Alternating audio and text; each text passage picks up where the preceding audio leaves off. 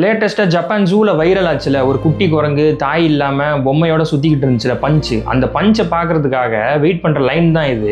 இங்கே வெளியில் பாருங்கள் எவ்வளோ செடி இருக்குது, எவ்வளோ மரங்கள் இருக்குது.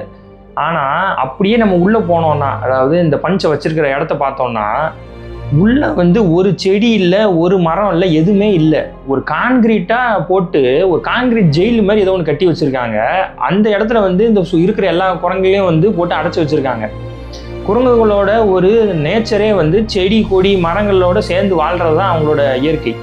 அதெல்லாம் விட்டுட்டு மனுஷங்களுக்கு ஒரு கேலி கூத்தா ஒரு பொழுதுபோக்குக்காக இந்த வாயிலா ஜீவன்கள்லாம் ஒரு இடத்துல போட்டு அடைச்சி வச்சுருக்காங்க.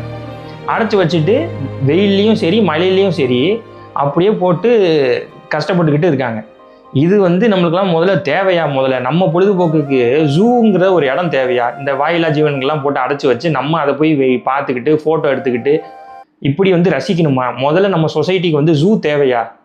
இதெல்லாம் நம்ம தான் கொஞ்சம் யோசிக்கணும். ஒன்று ஜூ நடத்துனீங்கன்னா ஒழுங்காக நடத்துங்க, இல்லாட்டி நடத்தவே நடத்தாதீங்க. அதுதான் நல்லது.